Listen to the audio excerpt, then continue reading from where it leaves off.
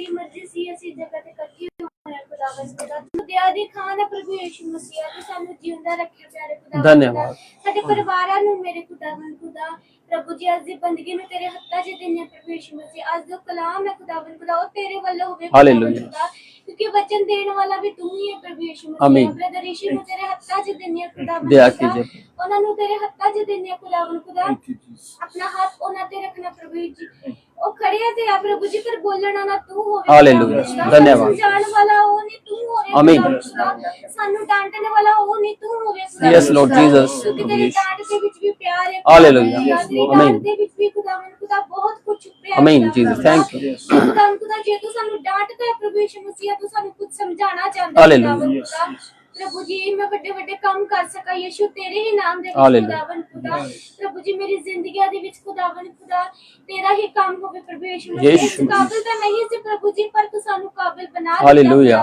धन्यवाद प्रभु तेरे दया दे कारण ही प्रभु जी इस जगह ते आ खुदावन हालेलुया प्रभु जी जो दूर बैठे ने खुदावन खुदा प्रभु जी ਅਸੀਂ ਉਹਨਾਂ ਲਈ ਪ੍ਰਾਰਥਨਾ ਕਰਦੇ ਪ੍ਰਭੂ ਜੀ ਕਿ ਹਰ ਮੁਸੀਬਤ ਤੋਂ ਬਚਾ ਕੇ ਰੱਖੀ ਖੁਦਾਵੰਦ ਖੁਦਾ ਕਿਉਂਕਿ ਸਾਡੀ ਕਲੀਸਿਆ ਦਾ ਅੰਗ ਹੈ ਖੁਦਾਵੰਦ ਖੁਦਾ ਤੇ ਸਾਡਾ ਫਰਜ਼ ਬਣਦਾ ਕਿ ਅਸੀਂ ਉਹਨਾਂ ਨੂੰ ਖੁਦਾਵੰਦ ਕੋ ਯਾਦ ਕਰੀਏ ਉਹਨਾਂ ਲਈ ਦੁਆਵਾਂ ਕਰੀਏ ਯੈਸ ਖੁਦਾ ਕਿਉਂਕਿ ਤੂੰ ਸਾਨੂੰ ਸਿਖਾਇਆ ਹੈ ਖੁਦਾਵੰਦ ਖੁਦਾ ਸਾਡੀ ਗਲਤੀ ਗੁਨਾਹਾਂ ਨੂੰ ਮਾਫ ਕਰਨਾ ਪ੍ਰਭੂ ਜੀ ਬਜ਼ੁਰਗਾਂ ਦੇ ਉੱਤੇ ਹੱਥ ਰੱਖਣਾ ਪ੍ਰਭੂ ਜੀ ਤਾਂ ਕਿ ਉਹ ਤੇਰੇ ਵਚਨਾਂ ਵੀ ਤਗੜਾਈ ਪਾ ਸਕਣ ਖੁਦਾਵੰਦ ਖੁਦਾ ਕਿਉਂਕਿ ਉਹ ਤੇਰੇ ਤੇ ਯਕੀਨ ਕਰਦੇ ਨੇ ਖੁਦਾਵੰਦ ਹਾਲੇਲੂਇਆ हर एक नु तेरे हत्था च दे रही है प्रभु यीशु मसीह तू साडे विच मौजूद है सी इस गल नु खुदावन खुदा मनदे आ प्रभु यीशु मसीह तू महान परमेश्वर है खुदावन खुदा तू राजा है खुदावन खुदा तू प्यार दा सागर है खुदावन खुदा तू महान महान महान है खुदावन खुदा हर चीज है प्रभु जी जब तक खुदा जमीन ते प्रभु जी साडी जुबान तेरा नाम कदे ना भूले प्रभु जी यस लॉर्ड खुदावन खुदा जी सानू कुर्बानी देनी पई खुदावन कर के ਅਸੀਂ ਅੱਗੇ ਹੋਈਏ खुदावन दया रहम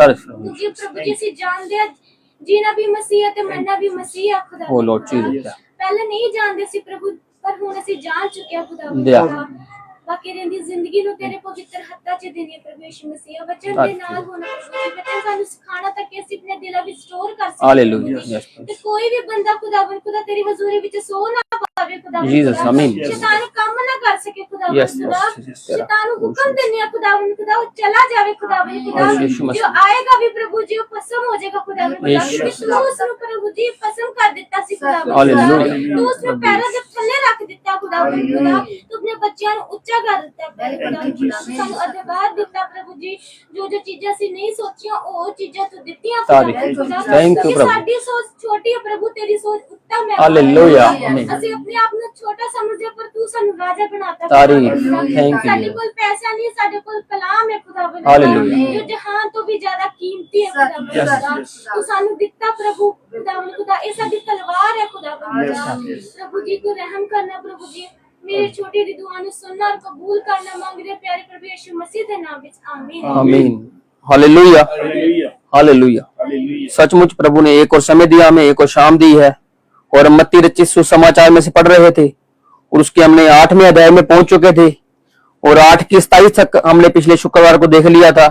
आज हम इसको 8 की 28 से देखते हैं और इसको पढ़ते जाएंगे और देखते जाएंगे कि प्रभु क्या बातचीत करता है। हाँ जी मत्ती की अंजील उसका 8 अध्याय और उसकी 28 आयत से पढ़ते हैं।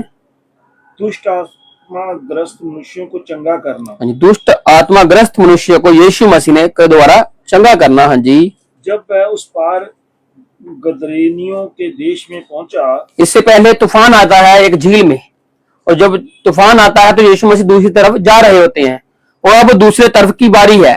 गदरेनियों का नाम का देश आया है और यीशु मसीह जब वहां उस पार गदरेनियों के देश में पहुंचा तो 2 मनुष्य जिनमें दुष्ट आत्माएं थी हाँ जी कब्रों से निकलते हुए उसे मिले। देखो यीशु मसीह से मिलने आ रहे हैं हालेलुया। दुष्ट आत्माएं भी किससे मिलने आ रही हैं? जीवन दाता प्रभु यीशु मसीह से और एक बात कहने आ रही है कि तू समय से पहले हमें क्यों स्थाने आ गया है। समझ रहे बात को? देखो अगर आप मसीह में हो तो दुष्ट आत्माएं आपसे घबराएंगी डरेंगी। अब ये डर के आई हैं मिलने आई पहले लोगों को डरा रही थी। ये उन्होंने चिल्लाकर कहा देखो जो लोगों को डरा रहे हैं क्योंकि वो यीशु मसीह को नुकसान नहीं पहुंचा सकते हैं। वैसे ही आज जो प्रभु यीशु मसीह के लोग हैं जितनी भी क्यों ना दुष्ट आत्माएं हो, वो प्रभु यीशु मसीह के लोगों को सता नहीं सकती है, बल्कि उनसे डरती है वो।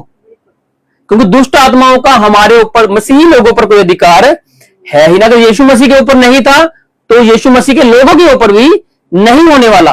तो इसलिए वो चिल्लाई और कहने लगी, हाँ जी, हे परमेश्वर के पुत्र, हे परमेश्वर के पुत्र। जबकि यीशु मसीह क्या कहता था, मैं मनुष्य का पुत्र हूं। यीशु मसीह अपने को ऐसे रिप्रेजेंट करता था।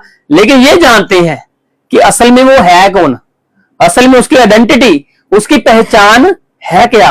और इन दुष्ट आत्माएं जो इसमें इन दोनों मनुष्यों में थी, और सभी गांव के लोग इनसे परेशान थे, और उस इलाके में वह जाते ही नहीं थे, क्योंकि उनको मालूम था जाएंगे नुकसान होगा, जाएंगे मारे जाएंगे, जाएंगे पीटे जाएंगे। अब जब यीशु वहां पर आ गया है तो वह डर कर चिल्लाकर कहने लगे कि तू समय से पहले है परमेश्वर के पुत्र। हाँ जी, हमारा तुझसे क्या काम, हमारा क्या काम है, हम तो अपना काम कर रहे हैं जो साइड में कर रहे हैं, लेकिन तू यहाँ पर अब क्यों आ गया है। हाँ जी, क्या तू समय से पहले हमें दुख देने यहाँ आया है? देखो एक समय था, एक समय उनको मालूम है कि हम जो कर रहे हैं इसका एक अंत है।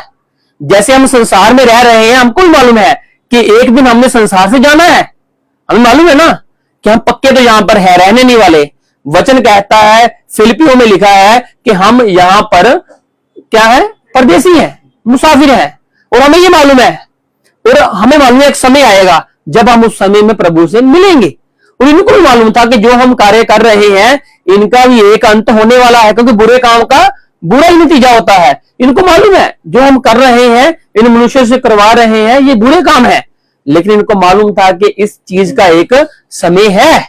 अब इन्होंने यीशु मसीह से सवाल किया कि समय से पहले, इनको मालूम है कि समय आएगा, लेकिन आज वो समय थोड़ी है।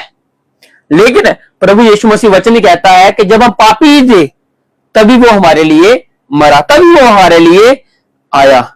और कई जगह पर यीशु मसीह कहते हैं कि जाओ और मेरे बारे में किसी को मत बताना, क्योंकि यीशु मसीह पूरे इजराइल का उद्धार करने ही आए थे। लेकिन उनकी प्रसिद्धि इतनी बढ़ चुकी थी कि लोगों में नफरत भी पैदा हो गई। जबकि यीशु मसीह उद्धार करने आए थे उनका, यहूदियों का। वचन कहता है जो 7 साल की सेवा प्रभु यीशु मसीह ने पूरी ही करनी थी। लेकिन यीशु मसीह किसी को चंगा करते कहते हैं ना कि तू किसी को मत बताना, क्योंकि वो समय नहीं था तब। लेकिन उन्होंने समय से पहले लोगों को बता दिया। इसलिए जब यीशु मसीह आखिर में जाने लगते हैं प्रेरितों के काम में, तो वहां पर चेले ही कहते हैं कि तू आज ही इजराइल को राज दे देगा। मतलब यीशु मसीह इजराइल को राज देने ही आया था, लेकिन समय से पहले ऐसा कुछ हो गया कि उनका समय रुक गया। वो रुकना नहीं था, वो बढ़ता ही था, लेकिन उनको रोका गया। क्यों? क्योंकि वो यीशु मसीह नहीं चाहते थे, लोगों ने रोका। क्योंकि जब तक यीशु मसीह सलीब पर नहीं गए तब तक वह कहते थे कि मैं सिर्फ इजराइल की खोई हुई भेड़ों के लिए ही आया हूं। उनको उद्धार देना था असली। बाद में यीशु मसीह हमारे पास आते तो अलग बात थी, लेकिन तब तक उनके लिए ही उद्धार का मार्ग था, जब तक उन्होंने अपने दरमियान एक पर्दा नहीं कर लिया। जब वो पर्दा आता है तभी यीशु मसीह फिर हमारी तरफ आते हैं। तो अभी उसका समय नहीं था अभी, लेकिन इनको मालूम है कि हमारा एक समय है। और जैसे हमको भी मालूम है कि हमारा भी एक समय है जब हमने प्रभु यीशु मसीह से मिलना है। आज थोड़ी समय है, हम उसकी उम्मीद कर रहे हैं। लेकिन अगर आज प्रभु आ जाए, प्रभु कहेंगे, हम थोड़ी कहेंगे कि प्रभु क्या तू पहले ही आ गया, हमको तो मालूम है ना आना उसने। तो जब वो आएगा तो हमें खुशी होनी चाहिए। हमको ये नहीं प्रभु हमने ये भी करना था, ये रह गया हमारा, वो रह गया। फिर वो बातें नहीं देंगी, फिर यही बात होगी प्रभु तू आएगा तो हमने तेरे साथ जाना है, बस यही बात रह जानी है। तो लेकिन इन्होंने कहा कि तू हमें दुख देने को क्यों आ गया है। हाँ जी, उनसे कुछ दूर बहुत से सूरों का एक झुंड चर रहा कुछ दूर के चरवाहे थे, सुअर थे, मगर कुछ काफी समय दूर होगा, कुछ समय उनका जो उनकी बाउंड्री से वो अलग अलग कर रहे थे। हाँ जी, काम कर रहे थे सुअर। दुष्ट आत्माओं ने उससे यह कहकर विनती की, देखो दुष्ट आत्माओं ने एक विनती की, प्रभु से कहा यदि तू हमें निकालता है, यदि तू हमें निकाल देता है तो सूरों के झुंड में भेज दे। क्योंकि उनको मालूम था हमने निकलना। अब यीशु मसीह तो कहता है ना कि मैं तो लोगों को चंगा करने आया हूं। अब उनकी चर्चाएं तो वो सुन चुके थे, दुष्ट आत्माओं ने सुनी है। अब जब यीशु मसीह वहां पर आया है तो इनको मालूम अब ये चंगे होंगे, अब ये दोनों इंसान चंगे होने वाले हैं। लेकिन अब कह अगर विनती करते हैं तेरे से, क्योंकि हमको तो तुम्हें निकालना ही है, तो तेरे से विनती है कि तू हमें सूरों में के झुंड में भेज दे। हाँ जी, उसने उनसे कहा जाओ जाओ जाओ और वे निकलकर सूरों में बैठ गई। तो यीशु मसीह की बात दुष्ट आत्मा सुनती है। जैसे आज मसीही लोगों की बात जब किसी दुष्ट आत्मा वाले इंसान से होती है तो वो सुनते हैं। तो हमें सिर्फ उनको एक ही कमांड देनी है कि जाओ निकलो और जहां से आए हो वहीं पर दफन हो जाओ, क़यामत के दिन तक वापस नहीं आना, तुम्हारा क़यामत के दिन ही न्याय होने वाला है। तो इसी प्रकार से यीशु मसीह ने कहा जाओ, तुमने जो कहा है तुम्हारे लिए हो जाए। हाँ जी। और देखो सारा झुंड कड़ाड़े पर से झपट कर हाँ जी पानी में जा पड़ा। हाँ जी। और डूब मरा। मरे कौन है? हाँ जी, मरे कौन है? सूअर मरे हैं, दुष्ट आत्मा थोड़ी मरी है। दुष्ट आत्मा तो आत्माएं हैं, वो एक से निकलेंगे दूसरे में चले, दूसरे में तीसरे में चले जाएंगी। लेकिन अब कौन मर चुका है? सूअर मर चुके हैं। और जो गदरेनियों का देश है वहां पर लोग सूअरों से कमाई करते थे। सूअरों को चराकर उनके जो भी कमाई होती है उनके द्वारा, वो उनकी कमाई के साधन था। अब उनका कमाई का साधन गया है मर, गया है डूब। और गदरेनियों के देश में जो उनका काम का धंधा था वो जब खत्म हो गया तो उन्होंने यीशु मसीह को अपने गांव में फिर एंटर नहीं होने दिया। समझ रहे हो? यीशु मसीह को एंटर नहीं किया, लेकिन उन दो मनुष्य को थोड़ी रोका फिर उन्होंने, तो चंगे हो गए थे। हालेलुया।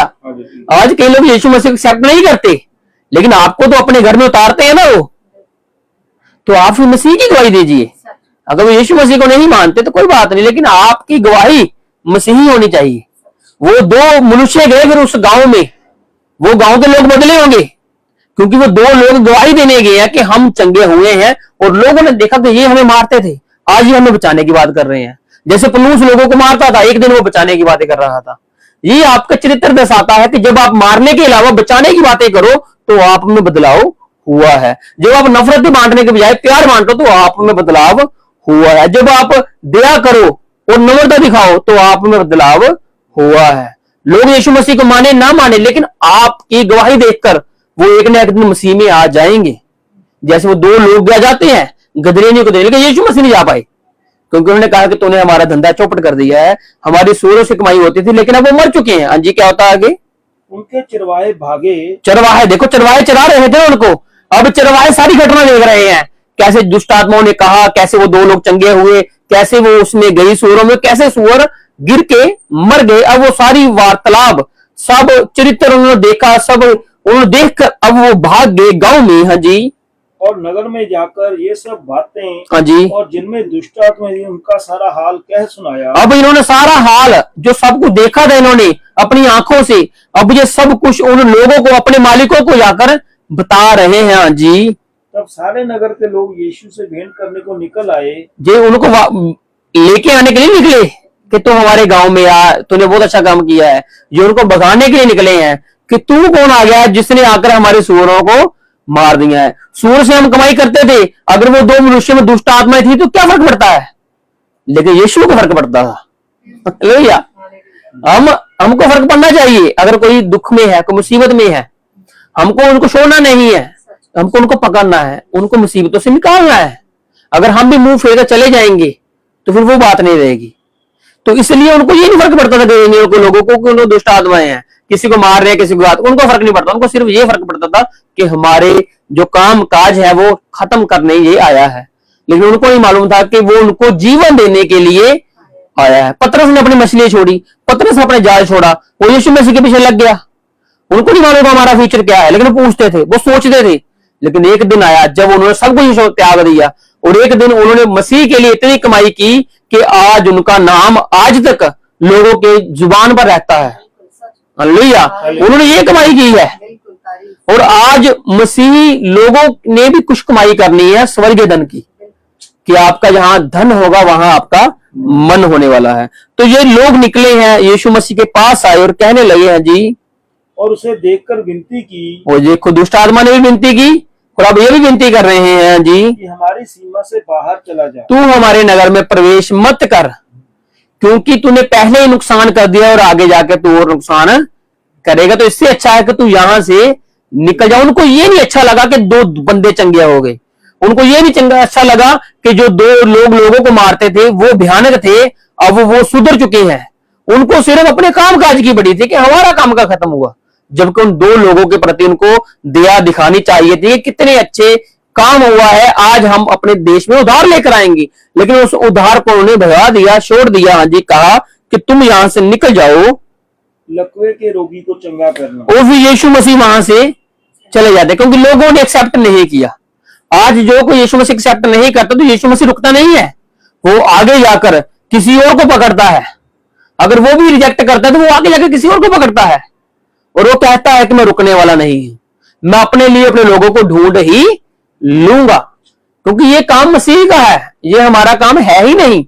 तो मसीह अपना काम खुद ब खुद ले लेता है, उसके लिए किसी इंसान की उसको परमिशन की जरूरत नहीं है।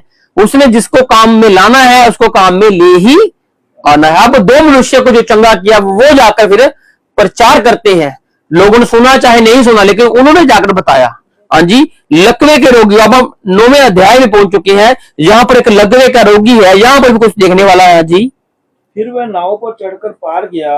देखो, जिस नाव से वो इधर आए थे गदरेनियों में, अब वो फिर से उस नाव पर चढ़कर दूसरी जगह निकल चुके और अपने नगर में आया। अब वो अपने नगर में आया। कौन सा नगर था उसका? नासरत। यीशु मसीह नासरी था ना, यीशु नासरी, वो नासरत नगर में रहता था, गलील के जो प्रदेश पड़ता है उसमें वो रहता था। जी, वो अपने नगर में आया। और देखो, कई लोग लकवा के एक रोगी को खाट पर रखकर हाँ जी, उसके पास लाए। खाट पर रखा लकवे के रोगी को यीशु मसीह के पास लाए। यीशु ने उनका विश्वास देखकर हाँ जी, उस लकवे के रोगी से कहा। देखो उनका विश्वास, वो लकवे के रोगी का जो विश्वास होगा, लेकिन उसने 4 लोगों का भी विश्वास देखा कि वो तो कुछ भी कह रहा होगा बंदा जो खाट पर है, क्योंकि जो बंदा बीमार हो जाता है तो लोग उसको सीरियस नहीं लेते जाता, वो कहते शायद इसका दिमाग खराब होगा, दवाइयों ने इसका दिमाग खराब कर दिया ना, कई लोग ऐसे कहते हैं। लेकिन उसने उनको कंपेल किया, उनको मनाया कि मुझे लेकर चलो, मैं चंगा हो जाऊंगा, क्योंकि वो अपने नगर में आ गया है अब। और यीशु मसीह की अपने लोगों ने ही बहुत कम इज्जत भी नहीं की, ज्यादा बहुत कम इज्जत की यीशु मसीह, क्योंकि जो नबी होता है, जो लोग होते हैं, उसकी अपने घर में या अपने देश में इज्जत कम ही होती है। और यीशु मसीह के लोग भी उसको ज्यादा अच्छा से नहीं समझते थे, लेकिन यीशु मसीह ने फिर भी आकर वहां कुछ दया दिखाई। अब ये लोग जो है खाट पर लेकर आए हैं किसी रोगी को, यीशु मसीह के नगर में आए हैं। जी, हे पुत्र डांडस बांध, हे पुत्र डांडस बांध, तेरे पाप क्षमा हुए। देखो अब यहाँ पर कुछ बातें होने वाली है आगे आगे।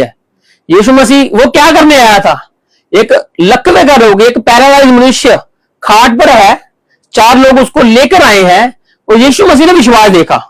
और जब यीशु मसीह ने विश्वास देखा उनका, तो यीशु मसीह ने ये नहीं कहा कि तू चंगा हो गया, उसने क्या कहा? तेरे पाप क्षमा हुए। अब यीशु मसीह की ये बात सुनकर कहीं को चंगी नहीं लगने वाली आगे जाकर। हाँ जी, इस पर कई शास्त्रियों ने सोचा, जो बड़े बड़े धर्म ग्रंथी थे उन्होंने सोचा। हाँ जी, क्या सोचा? ये तो परमेश्वर की निंदा करता है। देखो, किसी के पाप क्षमा करने परमेश्वर की निंदा समझते थे वो, व्यवस्था ऐसा कहती थी, लेकिन वो खुद को कहता था कि मैं परमेश्वर का पुत्र। वो दुष्ट आत्मा कह रही थी, दुष्ट आत्माओं ने कहा, और परमेश्वर खुद कहता है मनुष्य का पुत्र हूं मैं, और मैंने जो काम करता हूं वो तुम देखो। और वो देखकर भी अनदेखा करते थे, वो सिर्फ गलती पकड़ते थे। आज अगर आप गलती पकड़ोगे तो आपको मिल जाएंगी, लेकिन अगर आप विश्वास से अपने जीवन को बदलने आए हो तो आपका जीवन बदल कर ही जाने वाला है। तो इसी प्रकार से उन शास्त्रियों ने, जो धर्म ग्रंथी थे, उन्होंने सोचा ये परमेश्वर की निंदा कर, जब ये नहीं देख रहा कि उसके पाप क्षमा हो रहे हैं। आज इंसानों को किसी की इंसान की चंगाई नहीं चंगी लगती, ये देखता है कि वो इंसान वो पापी बंदा बोल रहा है, जबकि वो बंदा चंगा हो रहा है, उसके पाप क्षमा हो रहे हैं, वो नहीं अच्छा। ये अच्छा बुरा लगता है कि वो बंदा क्यों बोल रहा है, वो नहीं बंदा क्यों कह रहा है। जैसे यीशु मसीह को कहा कि ये परमेश्वर की निंदा कर रहा है। हाँ जी, क्या होगा फिर? यीशु ने उनके मन की बातें जानकर कहा। उनके मन में और कुछ भी चल रहा था, सिर्फ परमेश्वर की निंदा उन्होंने मुंह से कही, लेकिन उनके मन में बहुत कुछ चल रहा था। वो आगे की प्लानिंग सोच रहे थे, अब इनको पकड़ेंगे, अब इसको फंसाएंगे, अब इसको हम अपने झांसे में लेकर आएंगे और इसको जो करना है हम करेंगे। यीशु मसीह ने उनकी मन की बातें जांची, दिल की बातें जांची और कहा, तुम लोग अपने अपने मन में बुरा विचार क्यों कर रहे हो? देखो उन्होंने क्या कहा? ये परमेश्वर की निंदा कर रहा है, लेकिन यीशु मसीह ने क्या कहा? तुम बुरा सोच रहे हो। हालेलुया। यीशु मसीह ने कह दिया कि तुम अच्छा नहीं सोच रहे, तुम बुरा। मैं इंसान के पाप क्षमा कर रहा हूं तो तुम्हें खुश होना चाहिए, क्यों? क्योंकि उसके पाप क्षमा हो रहे हैं, लेकिन तुम बुरा सोच रहे हो, तुम अच्छा नहीं सोच रहे। तुम उस इंसान के प्रति भी और तुम मेरे प्रति भी और मेरे चेलों के प्रति भी तुम बुरा सोच रहे हो। हाँ जी, सहज क्या है? आसान क्या है? यीशु मसीह का सवाल आया, आसान क्या है? यह कहना तेरे पाप क्षमा हुए। ये कहना कि, क्योंकि यीशु मसीह की एक बात याद रखना आप, जब लोगों ने चंबा किया था कि ये शास्त्रियों के समान उपदेश नहीं कर रहा, इस चीज को भी याद रखना आपने, क्योंकि वो अधिकारियों के समान बोलता था। हालेलुया। और शास्त्री ये नहीं कह सकते कि तेरे पाप क्षमा हुए। यीशु मसीह ने कहा तो उसके पास अधिकार है, था। हालेलुया। तो आज अगर हम परमेश्वर की बातें करते तो हमारे पास अधिकार है, ये नहीं कि मिलेगा, मिल चुका है। हालेलुया। तो इसलिए हम अधिकार से बोलते हैं, हम शास्त्रियों के समान नहीं बोलते, क्योंकि उनके पास अधिकार नहीं है। आज हमारे पास अधिकार है। यीशु मसीह के पास भी अधिकार था और आज भी है, और उसने बांटा है लोगों को कि जाओ तुम अधिकारी हो। और इसलिए उसने कहा कि सरल क्या है, आसान क्या है, सहज क्या है, किसी इंसान को क्या कहना कि तेरे पाप क्षमा हुए, या यह कहना उठ और चल फिर। देखो दो बातें प्रभु ने उनके सामने रखी जो शास्त्री थे, कि तुम ही बताओ कि अच्छा क्या है, सरल क्या है। किसी को ये कहना कि तेरे पाप क्षमा हुए, या दूसरे को उसी को ये कहना कि चल फिर। दोनों में से क्या है? यीशु मसीह ने उसको जीवन भर के लिए उसके पाप क्षमा कर दिए। अब वो लकवा रहता रह जाए, लेकिन वो जीवन बचा गया अपना यीशु मसीह के हिसाब से। लेकिन शास्त्र के हिसाब से वो निंदा होगी, लेकिन प्रभु के हिसाब से उसका अधिकार उसने इस्तेमाल किया। और बीच बीच में लोगों को बताता था कि मैं अधिकारी हूं। लोग माने चाहे ना माने, लेकिन वो बताता था। अपने नगर में गया है, अब वो अपने नगर में जाकर बता रहा है कि मैं अधिकारी हूं। तुम लोगों ने मुझे ये सोचा, ये कहा, ये बोला, मैं अधिकारी हूं, लेकिन तुम आज भी बुरे ही विचार लेकर बैठे हो मेरे प्रति। तो इसलिए वो कहता है कि तुम बताओ अच्छा क्या है। चंगियाई तो मैं दे दूंगा, लेकिन वो फिर से आ जाएगी बीमारी। चंगा तो मैं फिर से कर दूंगा, लेकिन वो कल को फिर बीमार पड़ जाएगा। तो अगर पाप ही क्षमा हो गए तो वो उस अदालत में नहीं खड़ा होगा, वो जीवन को पा लेगा। ये जीवन चले जाएगा, लेकिन वो जीवन नहीं जानेगा। इसलिए वचन कहता है कि जो शरीर को घात करते हैं उनसे मत डरो, जो आत्मा और शरीर को घात करते हैं उससे डरो। और वो परमेश्वर प्रभु यीशु मसीह है, जिसके पास इख्तियार है आपके शरीर को भी नाश करने का और आपके आत्मा को भी नाश करने का, आपके जीवन को भी बचाने का उसके पास अधिकार है। और इसलिए उसने कहा तुम बताओ सरल क्या है, चंगा करना या पाप क्षमा करना। हाँ जी। परंतु इसलिए कि तुम जान लो, हाँ जी, कि मनुष्य के पुत्र को पृथ्वी पर पाप क्षमा करने का अधिकार है। अधिकार है। हालेलुया। मनुष्य के पुत्र के पास ही अधिकार है जमीन पर आकर लोगों के पाप क्षमा करने का। वो स्वर्ग में भी करता है और वो जमीन पर भी कर सकता है। मैं तो तुमको ये बताने आया हूं कि मेरे पास अधिकार है। तुम मानो चाहे ना मानो, लेकिन मेरे पास अधिकार है। चंगाई तो मैं कर ही रहा हूं, लेकिन पाप भी क्षमा करने का मुझे अधिकार मिला हुआ है। तो हाँ जी, इसलिए कहता मैं कर रहा हूं तुम्हारे सामने। हाँ जी। तब उसने लकवे के रोगी से कहा। अब यीशु मसीह ने जब वो बात कही तो ये बताने के लिए उनको कि मैंने इसलिए कहा था। अब कहता मैं ये भी कह सकता हूं कि उठ और चल फिर। हाँ जी।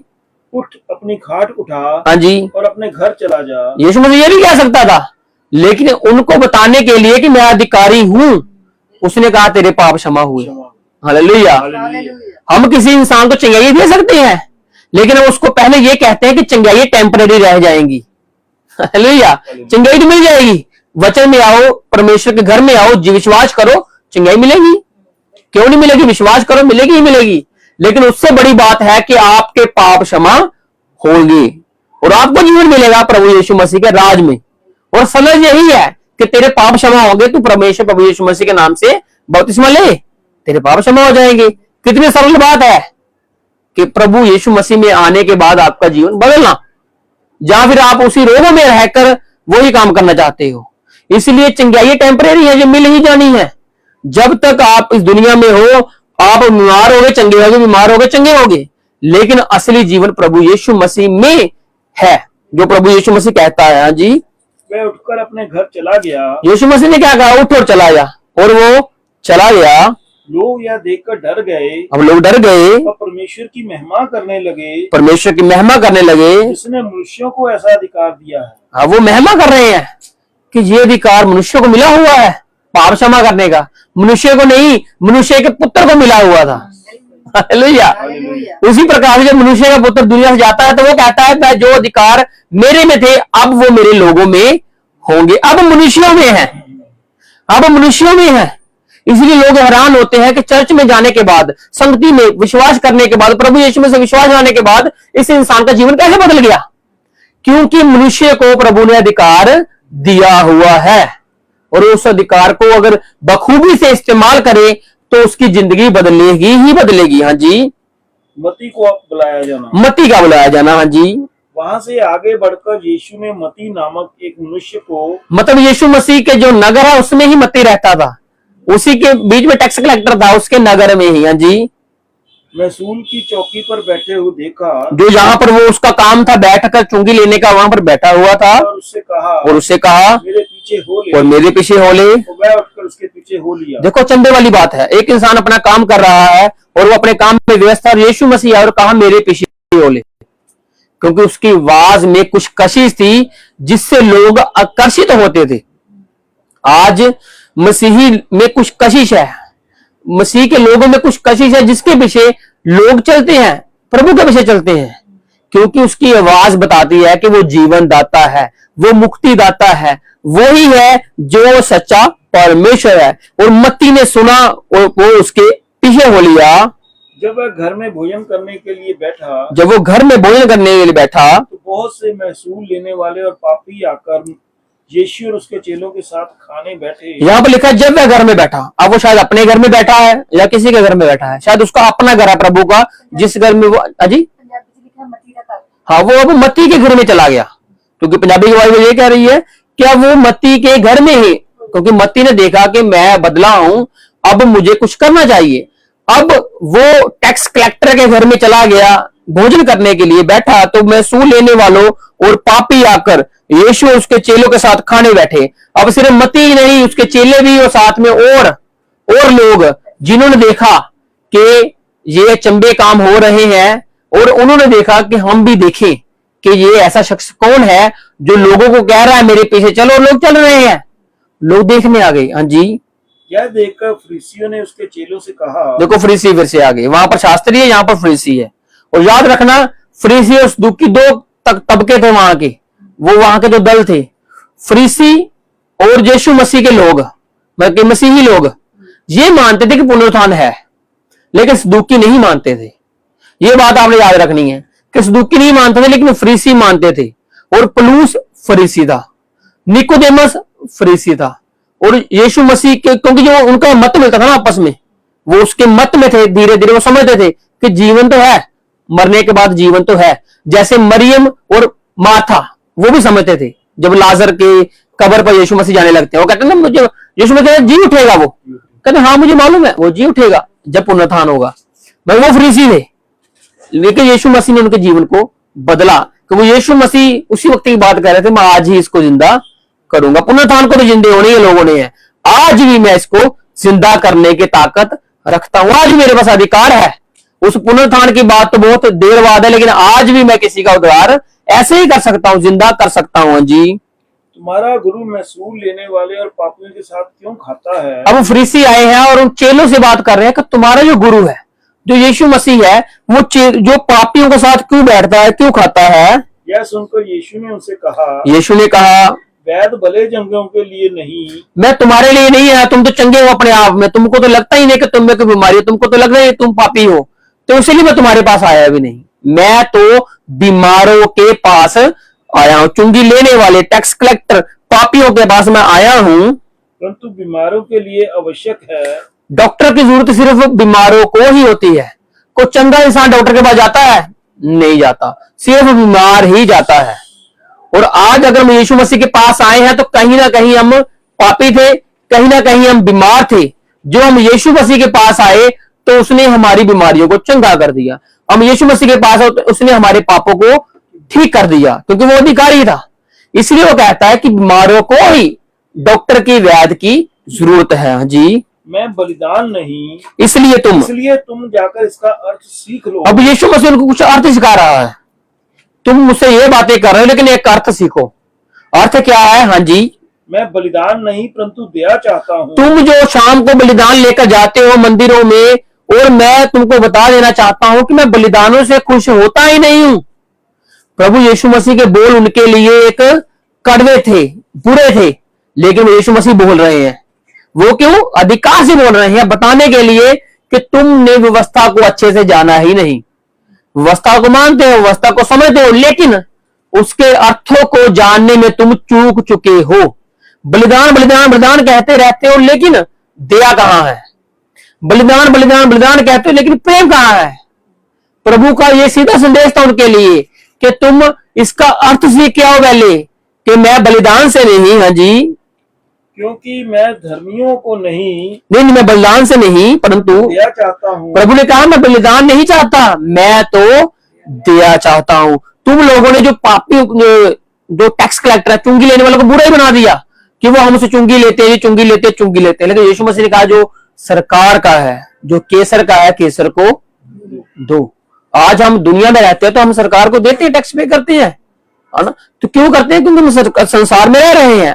एक दिन चले जाएंगे, फिर कौन सा टैक्स, कौन सी सरकार, कुछ नहीं रहने वाला। लेकिन आज जीवित है तो कानूनों की पालना करनी पड़ेगी। जो नियम है, जो कानून है, उनको देखना सुनना पड़ेगा। कोई नैतिक नियम है ये, और प्रभु सिखाता है, क्योंकि प्रभु ने खुद उनकी पालना की है। बेगारी में यीशु मसीह जाता है ना उनके साथ, बोझ उठाकर उनका। क्यों? क्योंकि वो सिखाता है कि सरकार है, सरकार की बातों थोड़ी तो माननी पड़ेगी, नहीं मानेगा तो सजा तो है ही।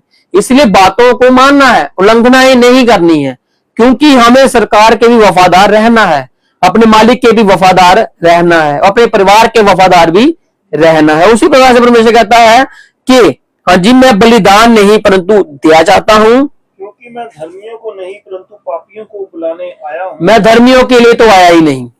ये बात तुम भूल जाओ। तुम शास्त्री, तुम धर्मी हो अपने आप में, लेकिन मैं तुम्हारे लिए नहीं आया।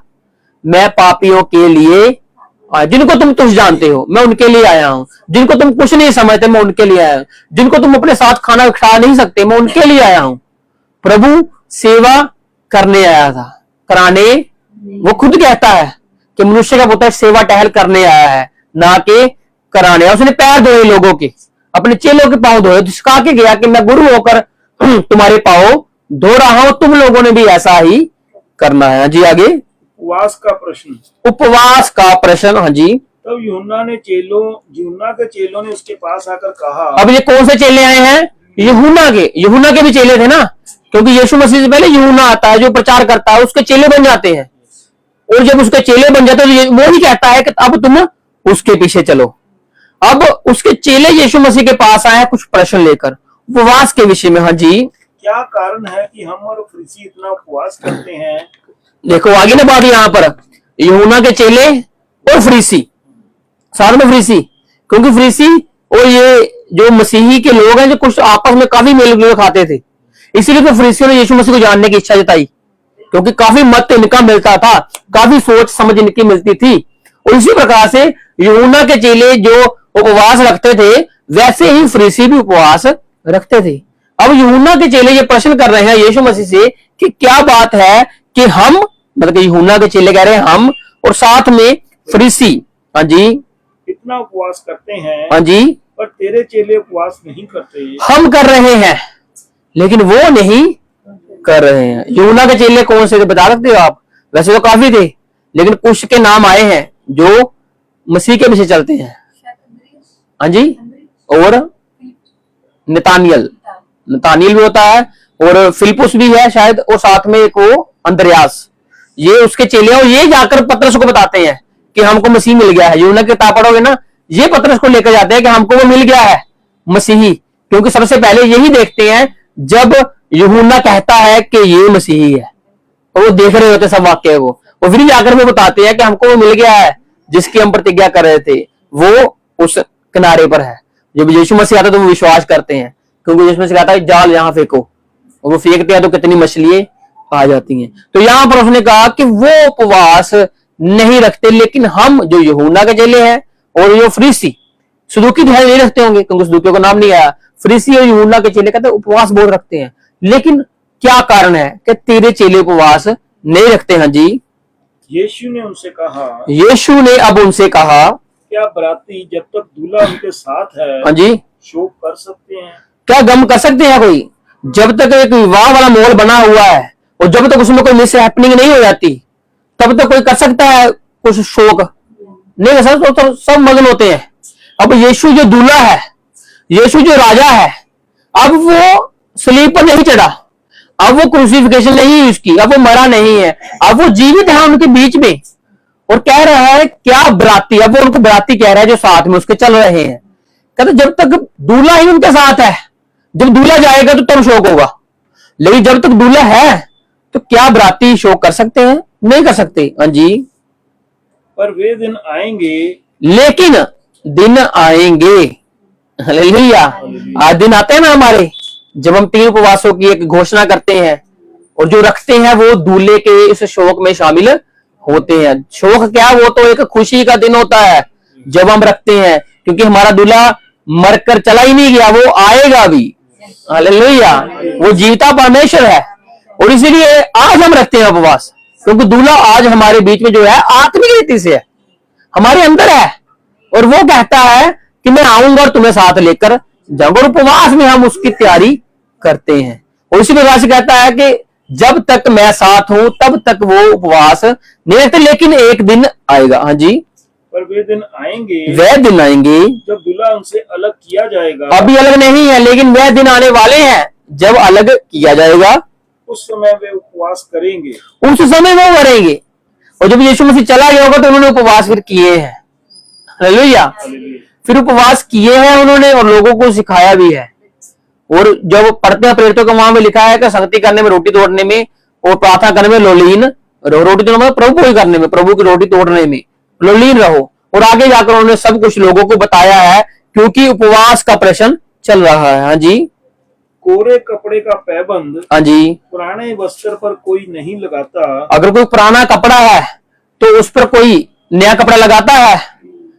नहीं लगाता। और यीशु मसीह एग्जाम्पल दे रहा है, और सिर्फ बोल के नहीं, यीशु मसीह कपड़ा मंगा कर एग्जाम्पल दे रहा है, क्योंकि वैसे समझते थे। और कपड़ा लगा के बताता होगा, देखो ऐसे करोगे तो ये फट जाएगा, क्योंकि नया पुराने के साथ मेल नहीं खाता, उसका उसके साथ कोई संबंध है नहीं। इसलिए अगर पुराने कपड़े के साथ अगर आप नया कपड़ा लगाओगे, हाँ जी, तो वो नया जो है पुराने को भी फाड़ देगा। हाँ जी, क्योंकि वह पैबंद उस वस्त्र से कुछ और खींच लेता है। क्योंकि वो उसको संभालेगा नहीं। जो पुराने वाला है वो तो खिंच खिंच के काफी क्या कहते घिस चुका है। अब उसके ऊपर अगर नई चीज लगेगी तो वो क्या करेगा, उसको खराब कर देगा, उसको खींच खींच के वो उसका नुकसान ही हो जाएगा। हाँ जी, और वह अधिक फट जाता है, और वो ज्यादा फट जाएगा। लेकिन इसके विषय में आज का वचन है। आज का वचन मतलब कि आज के मसीही लोगों के लिए है कि हम जब पुराने थे मसीही में, वो आगे जाकर एक उदाहरण यीशु मसीह और देता है, लेकिन वो आज के मसीही लोगों के लिए, जब हम पुराने थे तो तब हमें पवित्र आत्मा नहीं था, क्योंकि तब हमारे पवित्र आत्मा आ ही नहीं सकता था जब तक हम परमेश्वर में दफन नहीं होते।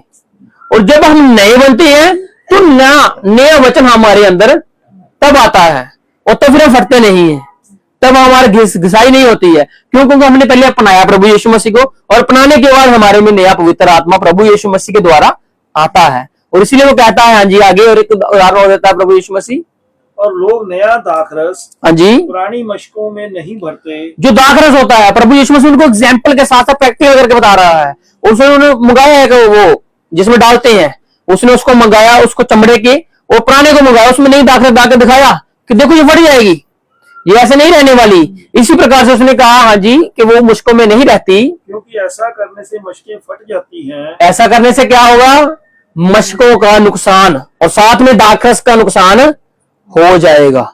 इसी प्रकार से पुराने कपड़े के साथ नए कपड़े का भी नुकसान हो जाएगा। हाँ जी, आगे, और दाखरस बह जाता है। और क्या होगा फिर नुकसान, एक तो मशकों का नुकसान जो नहीं है, और साथ में दाखरस का नुकसान। और उसी प्रकार से जब हम परमेश्वर में बपतिस्मा लेते हैं, अब ये परमेश्वर आत्मिक रीति की बात कर रहा था कि जो पवित्र आत्मा है वो एक आग है, वो एक जोर का एक आत्मा है, और उसके लिए इंसान को नया बनना पड़ेगा, उसके लिए उसको पुराना नहीं रहना पड़ेगा। इसलिए जो बपतिस्मा लेते हैं हम, तो परमेश्वर कहता है कि तुम्हारा पुराना मनुष्य तब जाता रहा, अब तुम नए हो, और जब नए हो तो तुम पवित्र आत्मा की आग को सह लोगे। लेकिन अगर तुम वही पुरानी आदतों के साथ चलते रहोगे तो वो पवित्र आत्मा तुमको नुकसान पहुंचा देगा। मतलब कि तुम बुराई की तरफ जाओगे, साथ में क्या होगा, नुकसान तुम्हारा तो है ही, साथ में मसीह की गवाही भी गलत ठहरने वाली है। जैसे दाखरस खराब होगी ना, दाखरस खराब हुई अभी, तो उसी प्रकार से क्या होगा, फिर मसीह की गवाही भी फिर खराब हो जाएगी। हाँ जी, आगे। और दाखरस बह जाता है और क्या होता है, दाखरस फिर बह जाता है, खराब हो जाता है। हाँ जी, आगे। और मशकें नष्ट हो जाती हैं। मशकें भी खराब होगी। वैसे ही मसीही क्या होता है, फिर साथ में मसीह की गवाही खराब होती है। अगर आपकी पुरानी आदतें हैं, बपतिस्मा ले लिया, जीवन बदला, लेकिन जीवन बदलने के बाद फिर से बैक स्टेप हो गए, पीछे चले गए, फिर नुकसान किसका है?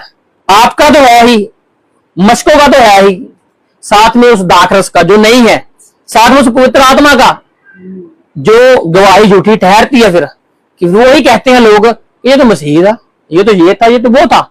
इसीलिए परमेश्वर चाहता है कि नया बनो, पुराने ही मत रहो।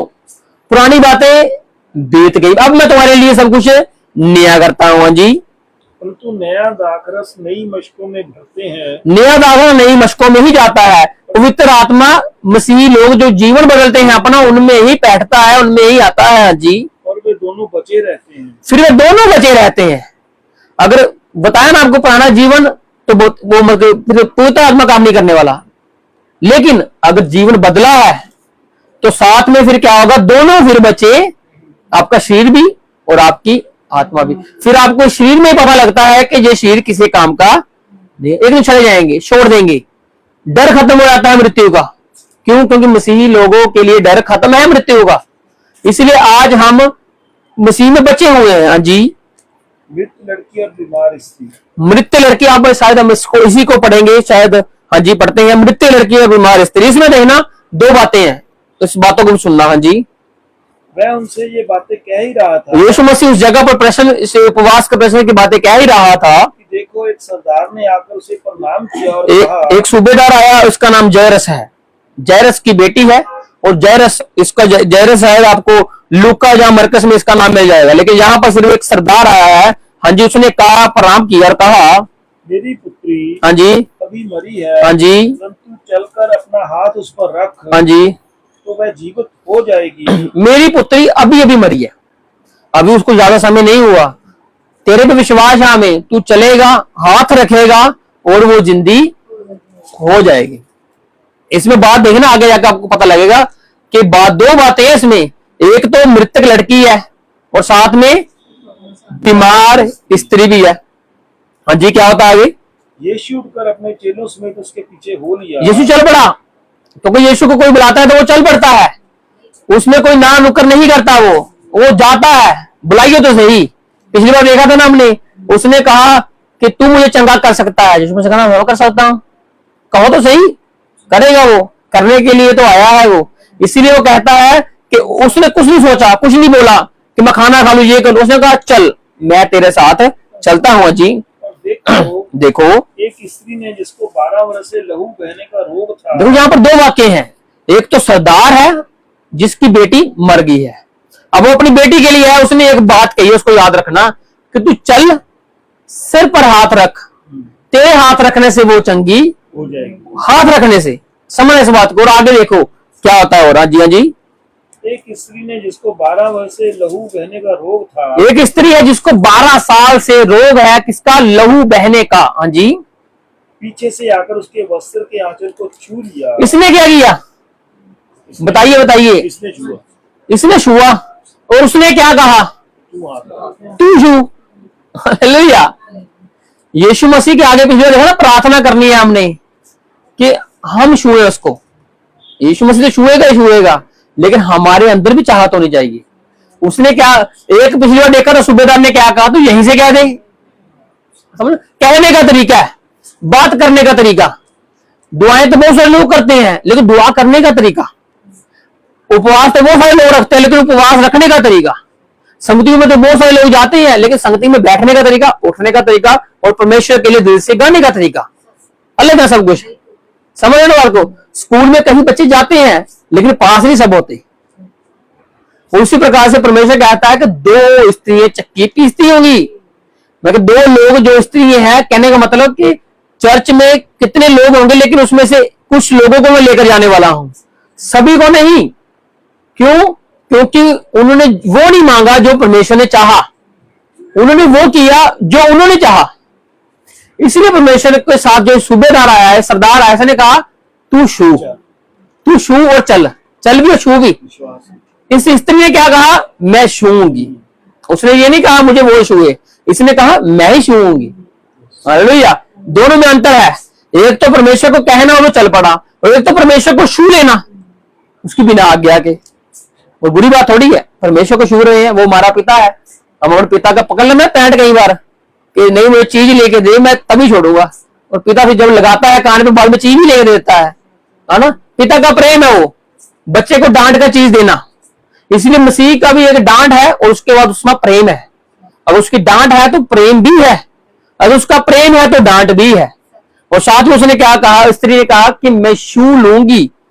एक तो कह रही तू छू, एक कह रही मैं छूंगी। हाँ जी, क्योंकि वह अपने मन में कहती थी, क्योंकि वो सोचती थी यदि मैं उसके वस्त्र ही को छू लूंगी तो चंगी हो जाऊंगी। देखो विश्वास, मैं छूंगी तो चंगी हो जाऊंगी। और सूबेदार ने क्या कहा, तू छुएगा तो वो चंगी हो जाएगी। दोनों में फर्क है ना, एक तो यीशु मसीह छुएगा और एक यीशु मसीह को छुएगी। विश्वास दोनों का ये चंगा होने का। सूबेदार कह रहा है कि वो तू छुएगा तो चंगी होगी, स्त्री कह रही है मैं छू लूंगी तो मैं भी चंगी हो जाऊंगी। हालेलुया। समझ रहे हो कि यीशु मसीह को आपने मनाना है, उसका प्रेम रखना है। कैसे रखते हो फैसला आपके ऊपर है, लेकिन रखिए तो सही, करिए तो सही। परमेश्वर प्रेम करने के लिए ही तो बैठा हुआ है। वो मोहब्बत का एक खजाना है, उसके पास है, उसका पल्ला छू के देखिए। वो महान परमेश्वर है, वो आपको निराशा में नहीं भेजेगा, वो आपको आशा में ही भरकर देने वाला परमेश्वर। हाँ जी। यीशु ने फिरकर उसे देखा और यीशु ने फिरकर कहा, देखा, कहा पुत्री ढांढस बांध, पुत्री ढांढस बांध ले, तेरे विश्वास ने तुझे चंगा किया है। हालेलुया। दो विश्वास चल रहे थे यीशु मसीह के साथ। एक तो कह रहा तू छू चंगा होगा, और एक कह रही मैं छूंगी तो मैं चंगी हो जाऊंगी। यीशु मसीह के बिना मर्जी के, यीशु मसीह की मर्जी थोड़ी थी छूने की, छू मुझे, उसकी मर्जी थी कि मैं छूऊंगी। क्योंकि यीशु मसीह दया का सागर है, उसको कोई भी छूता है उसमें से दया निकलती ही निकलती। वो किसी के लिए दुश्मनी निकालने नहीं है, वो किसी के लिए वैर विरोध करने नहीं है, वो तो सबके लिए। वचन कहता है यूहन्ना 3:16 कहती है कि उसने जगत के लिए अपनी जान को दे दिया है। अब पूरा जगत उसमें आता है, अच्छे भी हैं लोग, बुरे भी हैं लोग, लेकिन वो सबके लिए आया है। हाँ जी। अतः वह स्त्री उसी घड़ी चंगी हो गई। यीशु ने कहा ढांढस बांध पुत्री, तेरे विश्वास ने तुझे चंगा कर दिया, और वो उसी घड़ी चंगी हो गई। जब यीशु सरदार के घर में पहुंचा, अब एक काम और बाकी है ना, एक काम तो एक अपने आप ही हुआ है ना, एक काम तो अपने आप, एक काम एक बाकी है आगे, वो जो बच्ची है। हाँ जी। और बांसुरी बजाने वाले और भीड़ को हुल्लड़ मचाते देखा। अब ये देखा ना हमने, ये जो लोग होते हैं जब किसी के घर में मर्ग होती है तो वो शोक करने वाले लोग हो जाते हैं। जब उनको मालूम रहता है, आस पड़ोस को या किसी को मालूम रहता है, तो ये लोग आ जाते हैं शोक करने के लिए, तसल्ली देने के लिए। कोई बात नहीं, एक दिन जो आया उसने जाना ही जाना है, ये कोई दुनिया का नियम है और ये चीज टल नहीं सकती है। क्यों? क्योंकि हमने कल देखा था एक बार वचन में कि जन्म के दिन से मौत का दिन अच्छा है, सुलेमान के उपदेशों में है, उपदेशकों के 7 अध्याय में है। और वो कहता है कि शादी वाले घर में जाने से अच्छा सोग वाले घर में जाना अच्छा है। क्यों? क्योंकि सोग वाले घर में सीखने को मिलने वाला है, बुद्धि मिलेगी, जीवन मिलेगा आपको वहां पर। जीवन मतलब कि आपको जीवन की 4 अच्छी बातें मिलेंगी, लेकिन शादी में अच्छी बातें नहीं मिलेंगी, शादी में बुरी बातें मिलने वाली हैं। इसलिए ये नहीं कि शादी नहीं जाना, शादी जाइए, लेकिन जीवन को अपने वैसे ही रखिए जैसे आप हो, बुरा मत बना लीजिए अपने को। इसलिए कहता वो सुलेमान के उपदेश थे वो वाले। और इसी प्रकार से जब ये यहाँ पर गया, शोक लोग मना रहे हैं। क्यों? क्योंकि लोगों को खेद है, लोगों को गम है कि एक बच्ची मर चुकी है, बच्ची है, छोटी है वो, अब वो मर चुकी है, उसका पिता है, सरदार है वो, अब क्या होगा इसके जीवन का, अब कैसे चलेगा जीवन। अब वो उसके लिए, उसको शांति देने के लिए पहुंच चुके हैं। लेकिन यीशु मसीह जो जीवन है, अब वो भी वहां पर पहुंच चुका है। और जहां जीवन है वहां मृत्यु का कोई अधिकार है ही नहीं। हालेलुया। और यशायाह कहता है हम तो मौत की वादियों में चल रहे थे, लेकिन जब जीवन आया तो मौत का साया हट गया। अब जीवन ही जीवन है हम में, और वो जीवन आप अपने तक नहीं, लोगों को बांटिए। मसीह की गवाही के द्वारा जीवन बांटिए, क्योंकि आप जीवन के भागीदार हो चुके हो। हाँ जी। तब कहा हट जाओ, हट जाओ, लड़की मरी नहीं पर सोती है। तो यीशु मसीह ने अच्छी बात की ना।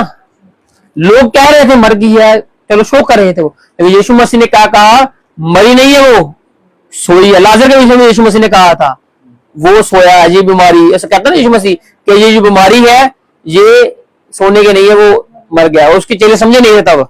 और इसी प्रकार यीशु मसीह यहाँ पर आके क्या कहा कि लड़की सो रही है, उसको मैं जगाने आया। हाँ जी। इस पर वे उसकी हंसी करने लगे। लोग हंसी करते हैं। जब आप जीवन की बातें बोलोगे ना तो लोगों को अच्छी नहीं लगने वाली। आप जितनी अच्छी बातें करोगे ना लोगों को उतनी बुरी लगेंगी। यीशु मसीह ने कितनी अच्छी बातें की, लेकिन लोगों ने कैसे अच्छा समझा, नहीं समझा, बुरी की। तो आपको भी नहीं समझने वाले अच्छे। लेकिन ये मतलब नहीं आपके फिर अच्छी बातें करनी बंद कर दो। आप अच्छी बातें कीजिए, आपको अच्छी बातें करने के लिए परमेश्वर ने ठहराया हुआ है। तो उसने क्या किया, लोग हंसने लगे, लोग ठट्टा करने लगे, ये कौन आ गया जो मरी हुई को सोई बता रहा है। लेकिन वो नहीं जानते थे कि जो जीवन दाता है, जिसके पास अधिकार है, अगर वो पिछले अध्याय में जाते ना तो देख लेते कि इसने मनुष्य को पाप को क्षमा किया है, अब ये इसको भी जिंदा कर सकता है। लेकिन लोग अचंभे करेंगे। हाँ जी। परंतु जब भीड़ निकाल दी गई, अब यीशु मसीह ने कहा है तो लोगों को निकलना पड़ेगा, क्योंकि उसके पिता ही उसको लेकर आया है। सरदार लेके आया है ना। अब सरदार ने तो कहना भाई तुम लोग जाओ, अगर वो कह रहा है तो चले जाओ। मैं अगर उसको लेकर आया हूं तो कुछ करवाने के लिए लेकर आया हूं, क्योंकि रास्ते में मैंने देखा है कि मैंने तो कुछ और कहा लेकिन स्त्री कुछ और ही कर गई। मैंने कहा शू और वो शू कर चली भी गई। अगर वो चली गई तो यीशु मसीह उसका विश्वास बढ़ा दिया, और कि मैं तो उसको छू कर तो वो भी चंगा कर सकता हूं। मैंने जिसको छुआ भी नहीं वो चंगी होगी, तो जिसको मैं कैसे नहीं चंगा करूंगा। हाँ जी। तो उसने भीतर जाकर लड़की का हाथ पकड़ा, यीशु मसीह ने लड़की का हाथ पकड़ा और वह जी उठी। और वह जीव, जैसे यीशु मसीह ने आदम के नथनों में जीवन का श्वास फूंक दिया था और जीवन प्राणी बन गए, जीवित प्राणी बन गए। आज हम जीवित प्राणी हैं, सांस ले रहे हैं, चल फिर रहे हैं, काम काज कर रहे हैं, जीवित हैं हम। और एक दिन जब हमारे इस नथनों में से सांस चले जाएगी ना हमारी, तो फिर हम कोई कार्य करने के योग्य नहीं रहेंगे। इसलिए आज समय है मसीह के कार्यों को करने का। संसार के कार्य जो कर रहे हो वो करिए, साथ में मसीह के कार्य को छोड़िए मत, उसकी सेवा में बढ़ते जाइए। इसलिए उसने उसको छुआ, उसको हाथ पकड़ा और वो जी उठी। इस बात की चर्चा उस सारे देश में फैल गई। चर्चा ही फैल गई जब वो यीशु मसीह लोगों को कहता कुछ बताओ मत, क्योंकि समय नहीं था ना। उन्होंने कहा समय से पहले क्यों आया। उसी प्रकार से यीशु मसीह क्या कहता है कि सभी को कहता है वो कि इसकी चर्चा मत करना, लेकिन वो चर्चा करते थे, क्योंकि कुछ काम होगा तो चर्चाएं तो होगी। लेकिन तब समय नहीं था, लेकिन यीशु मसीह उनका उद्धार करने के लिए ही तो आया था। लेकिन लोगों ने उसके उद्धार के रास्ते में रुकावट डालने की बहुत कोशिश की, लेकिन मसीह ने अपना कार्य खत्म नहीं किया। उसका कार्य बढ़ता गया, कभी खत्म नहीं होने का, क्योंकि वो पराक्रमी परमेश्वर है। हालेलुया। तो आज हम इसको 9 को 26 तक ही रोकते हैं, और जो 9 की 27 है इसको हम अगले शुक्रवार को देखेंगे। तो आइए आंखों को बंद करते हैं हम लोग और प्रभु का धन्यवाद करते हैं, प्रभु को महिमा करते हैं। और सचमुच वो जो 12 साल की स्त्री थी, उसने यीशु मसीह के आंचल को छुआ, पल्ले को छुआ और वो चंगी हो गई। और उसी प्रकार से हमने भी यीशु मसीह के आंचल को पकड़े रखना है, क्योंकि अगर हम उसका पल्ला पकड़ेंगे तो हम जरूर पार लग जाएंगे, क्योंकि उसके वादे हैं कि मैं जहां जाता हूं वहां मैं तुम्हें भी लेकर जाऊंगा ही जाऊंगा। तो प्रभु का धन्यवाद करते हैं, प्रभु का धन्यवाद करते हैं।